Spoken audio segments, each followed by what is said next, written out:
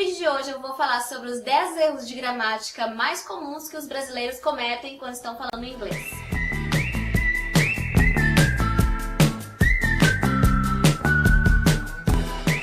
Já faz muito tempo que eu queria gravar esse vídeo, mas eu não queria pegar assim uma lista de 10 erros de qualquer site, eu queria montar a minha própria lista. Então assista até o fim, porque provavelmente você comete ou já cometeu alguns desses errinhos aí de gramática. O primeiro erro que eu selecionei é produzir frases sem sujeito. Bom, em português você pode fazer frases do tipo gosto de chocolate.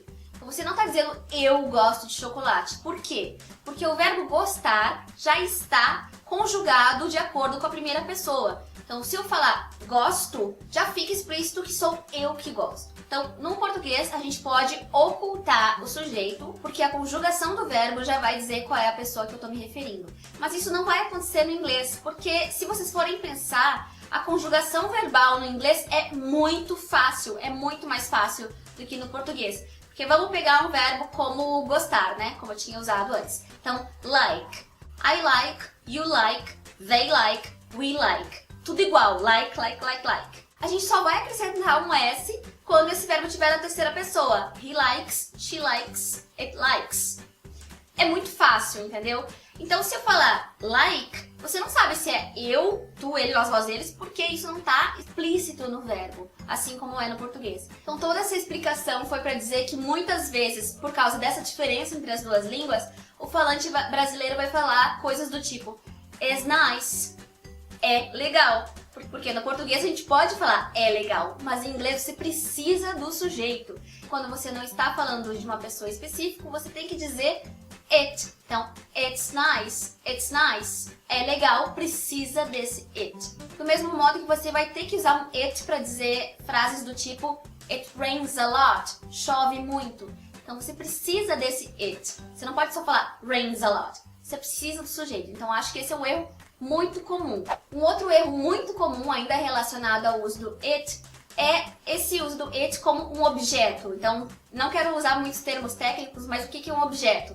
É o complemento depois do verbo. Então, I like chocolate. Chocolate é o objeto porque ele vem complementar o like. Então, o que os brasileiros fazem muito? Eles tiram o objeto, porque em português você também fala assim, você gosta de chocolate?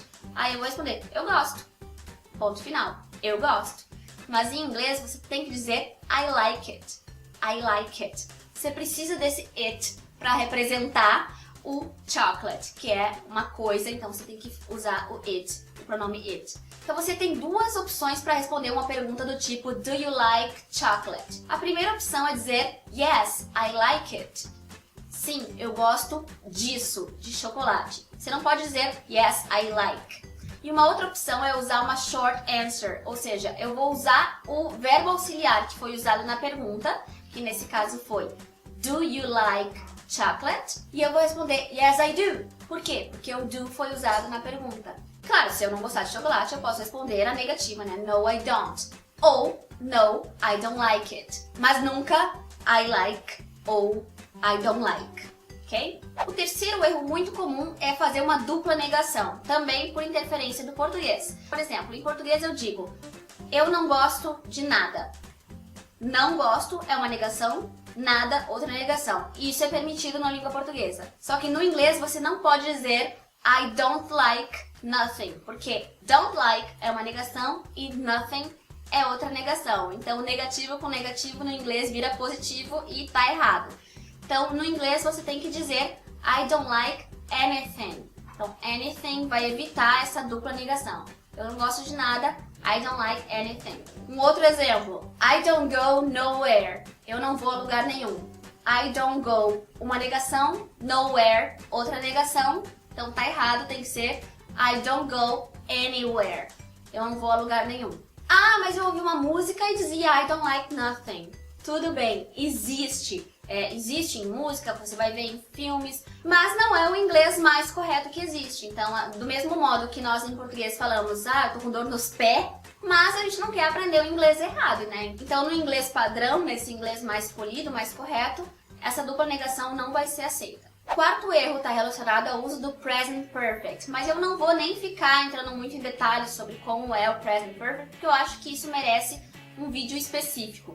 Então por isso eu escolhi um erro muito comum com relação a esse tempo verbal que não existe no português e por isso que a gente se confunde tanto para usar, que é não usar o present perfect quando você tem frases com for ou since. Então eu vou dar um exemplo.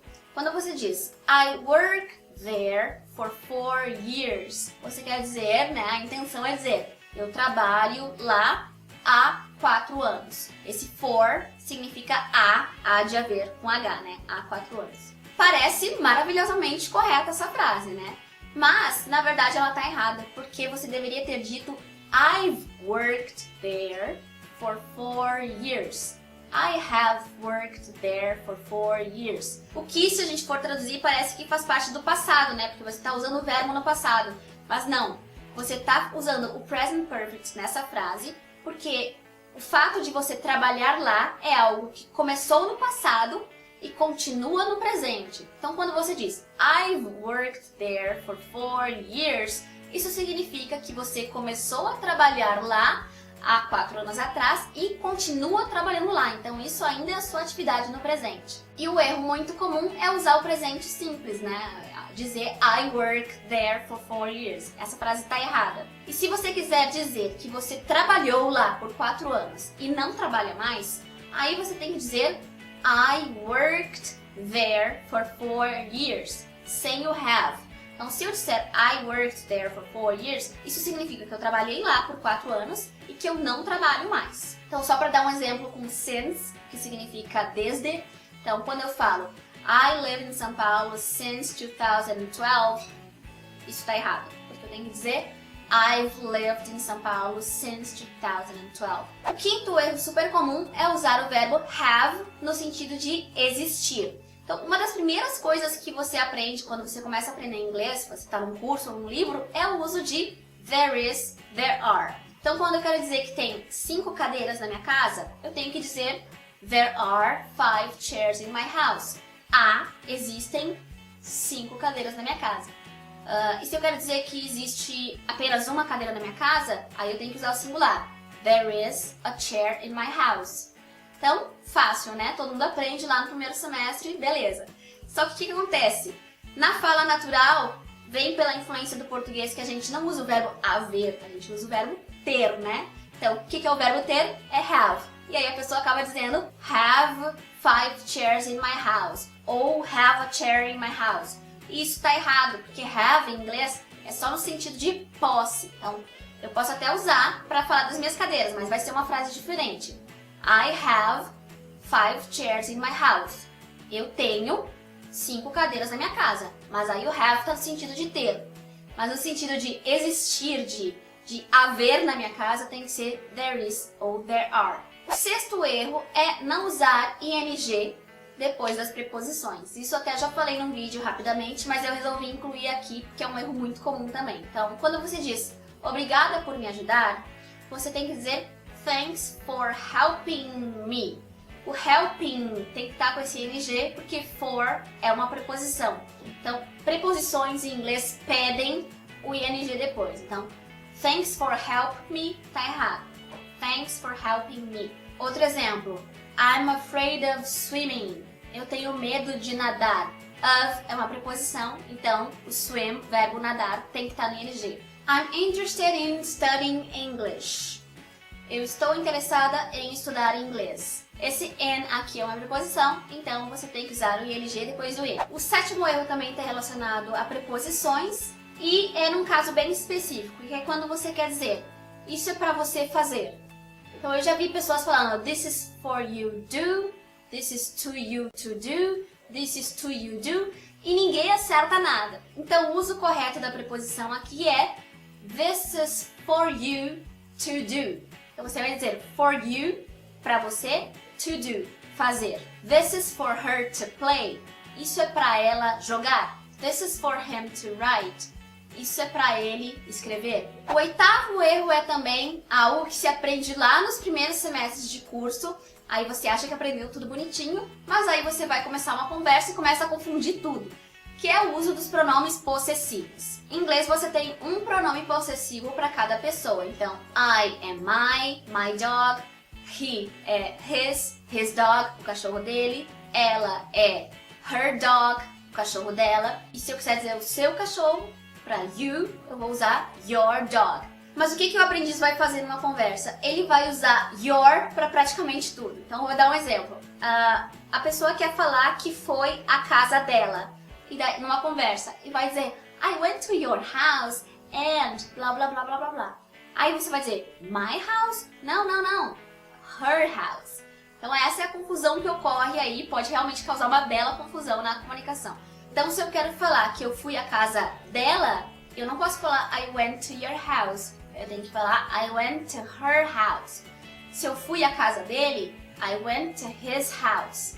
E não I went to your house. Bom, outro erro diz respeito à ordem dos adjetivos. Você já deve ter ouvido falar que em inglês é tudo ao contrário, é tudo invertido.